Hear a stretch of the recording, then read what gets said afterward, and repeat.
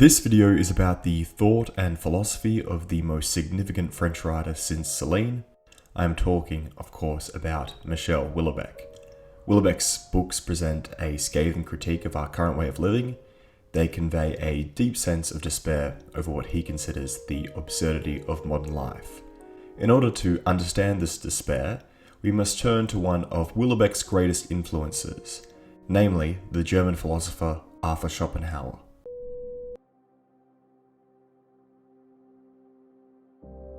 Schopenhauer's philosophy starts by giving name to a primary force within us which he calls the will to life. The will to life is the psychological force that compels us to fight for self-preservation. Today we call it the survival instinct, but Schopenhauer was the first to give name to this force. The will to life is an unconscious yet all-powerful part of the self. According to Schopenhauer, it determines almost all behavior. It explains why animals run from predators, why beavers build dams, and why humans strive after sex, status, and material wealth. This concept challenged the foundation of Western rationalism. For Schopenhauer, behavior was not determined by reason, but by instinct, and this instinct can never be truly satisfied or satiated. Even when someone's position in life is secure and safe, they are still driven by the will to life. It simply expresses itself in a different way. Instead of seeking shelter and food, they begin to strive for status, power, fame, honor, and luxury goods. They rationalize this striving by convincing themselves that these things will make them happy, but they never do. To quote Schopenhauer, "A man is never happy but spends his whole life striving after something which he thinks will make him so." The will is limitless, it can never be satisfied, and yet most spend their entire lives trying to satisfy it. According to Schopenhauer, this unfulfilled striving leads to abject suffering. The only way to avoid or minimize this suffering is to deny the will. Schopenhauer believed the denial of the will suspends desire and self-concern, allowing bodily and spiritual life a form of freedom. In other words, desire is the root of all suffering. We must, therefore, attempt to minimize our desire. To quote Schopenhauer, "The wise man will, above all else, strive after a tranquil, modest life with as few encounters as may be." Schopenhauer's philosophy had a decisive impact on Tolstoy, D.H. Lawrence, Joseph Conrad, Kafka, Nietzsche, Wagner, and more recently, Michel Houellebecq. At the age of around 25, Michel Houellebecq borrowed Schopenhauer's aphorisms on the wisdom of life from a library. He describes the experience as follows: "At the time, I already knew Baudelaire, Dostoevsky, Lautréamont, Verlaine, almost all the romantics, a lot of science fiction too. I had read the Bible, Pascal's Pensives, Clifford de Sermac's City, Thomas Mann's The Magic Mountain. I wrote poems. I already had the impression I was rereading rather than really reading. I thought I had at least completed one period in my discovery of literature. And then, in a few minutes, everything dramatically changed." Schopenhauer's metaphysics of the will had a profound influence on Houellebecq's literature. Houellebecq's narratives typically revolve around alienated, middle-aged men. These men constantly strive for pleasure, spending their time at peep shows, adult theatres, and brothels in Thailand. These characters recognize the hollowness of this approach to life, but are incapable of changing themselves. In The Possibility of an Island, for example, the main character observes, "I had probably placed too much importance on sexuality. In fact, that's indisputable. But the only place in the world I felt good was snug in the arms of a woman, inside her vagina." Likewise, the main character in Houellebecq's Atomized is described as follows: "His only goal in life had been sexual, and he realized it was too late to change that now." In this, Bruno was characteristic of his age. Houellebecq sees these individuals as victims of the sexual liberation of the 60s. The mob was incensed by the sight of riot police. Sanity and social responsibility were forgotten. In May 1968, France was overwhelmed by civil unrest. The arrest of 8 prominent student activists led to a nationwide revolt. One of the leading figures of this revolt was the New Left philosopher Herbert Marcuse. Marcuse conflated political emancipation with sexual emancipation. To quote him, "Today, the fight for life, the fight for eros, is the political fight." The protesters who fought against de Gaulle's regime were mainly students and young workers. The former fought for sexual liberation and greater autonomy, whilst the latter fought for better wages and working conditions. Ultimately, the movement would become associated with the students rather than the workers. A poll taken in 2001 showed that the French consider May 1968 a fight for sexual freedom rather than a rejection of capitalist consumerism. Whilst many view 68 as a liberation movement, Houellebecq believes it is better understood as the intrusion of capitalist values into the previously sacrosanct realm of intimate life. In other words, the liberation movements of the 60s applied the logic of free market capitalism to sex, sexuality, and romantic relationships.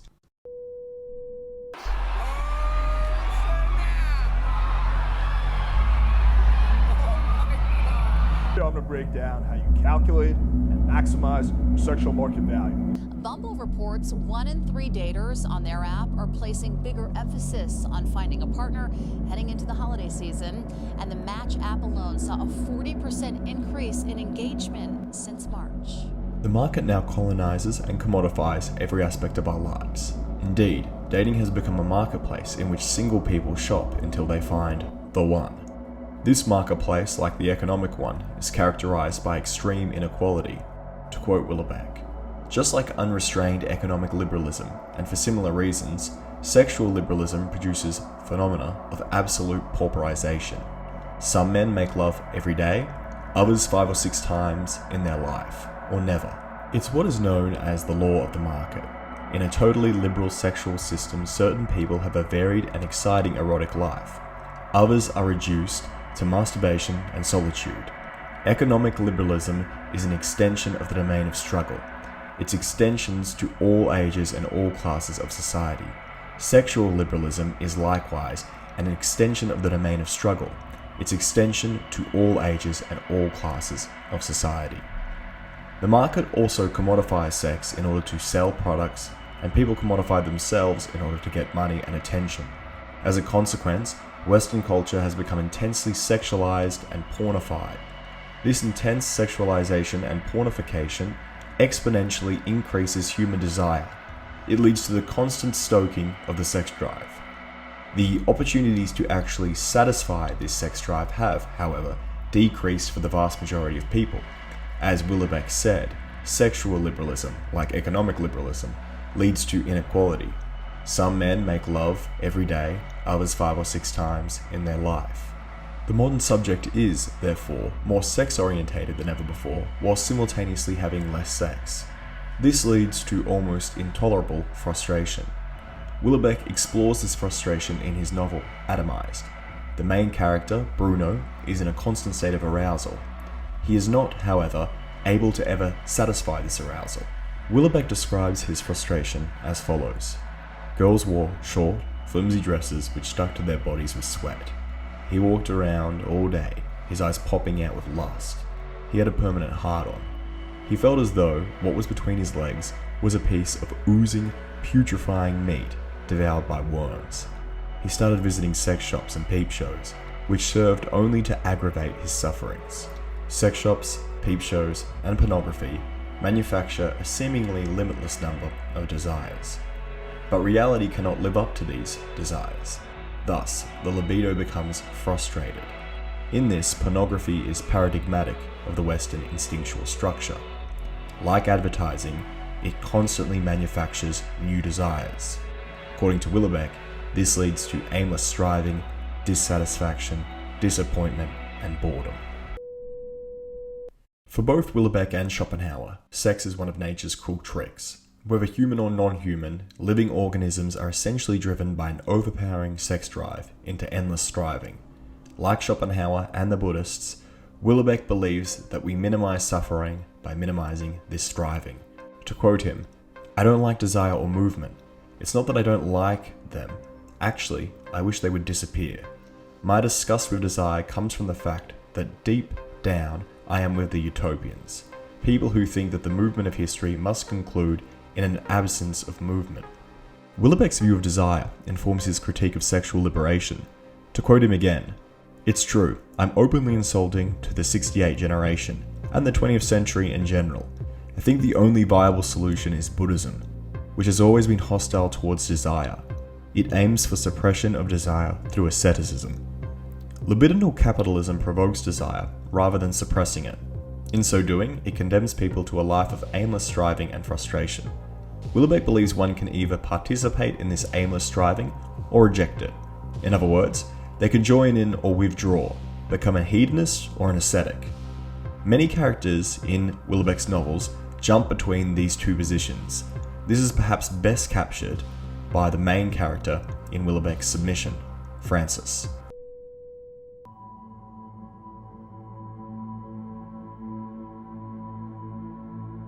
Francis is a middle-aged man in crisis. His life is characterized by loneliness and spiritual emptiness. Outside of occasional encounters with prostitutes, he has almost no social life. This empty hedonism leaves him feeling suicidal. Instead of killing himself, he seeks refuge in asceticism. He leaves Paris, his home, and goes to a monastery in the town of Martel. The monastery is an important symbol of Charles Martel's victory over Islamic forces in 732. Francis's stay in the monastery proves to be uninspiring and vexing. He becomes convinced that Catholicism is an exhausted spiritual force that is now unable to truly transform people. Throughout the book, Nietzsche is frequently invoked to explain the demise of the Christian faith. Houellebecq believes the demise of the Christian faith has unleashed man's materialistic, individualistic, and sexual urges. Furthermore, it has crushed the last outlets of asceticism and spirituality, such as the Christian monastery. But Houellebecq does not suggest a return to Christianity. In fact, Houellebecq believes a return is impossible. To quote him, "A reactionary is someone who wants to return to a previous state. That's never a possibility in my books. For me, everything's irreversible in the life of a society as well as an individual's." Houellebecq believes that the modern Western instinctual structure must be destroyed. He does not, however, believe that we can return to the old Christian order. Like Francis, he views Christianity as a spent force. Houellebecq seems to believe that only a new religion can put an end to Western decadence.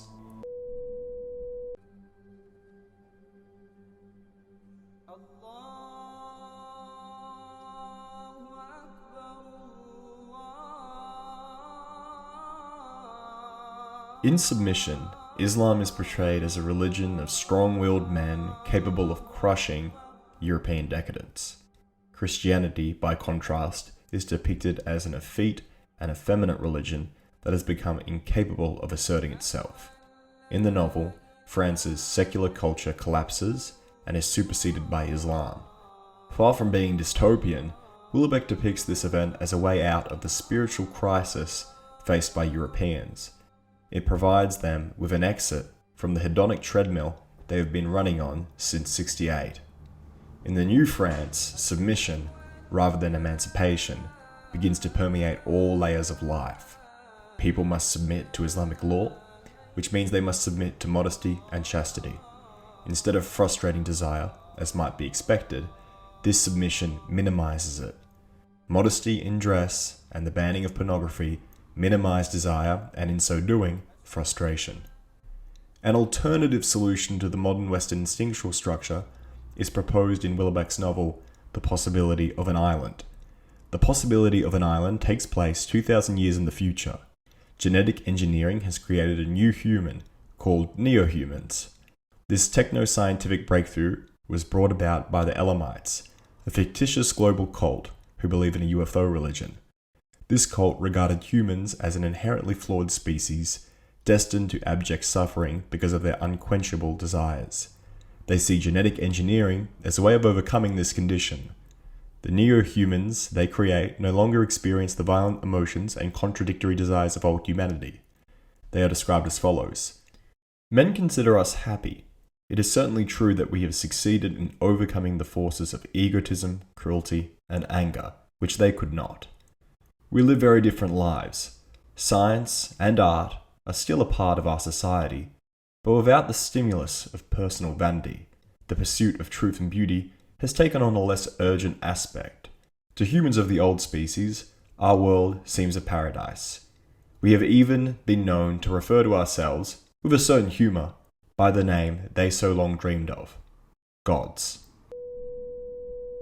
Houellebecq's writing is inextricably linked with the philosophy of Schopenhauer. Indeed, he critiques the liberation movements of the 60s through a Schopenhauerian lens. He believes that Western decadence and desire lead to abject suffering, but unlike most reactionaries, he does not believe we can overcome this desire by going back. Instead, Houellebecq believes that the decadence of the West can only be overcome by a new religion or movement. Thanks for watching.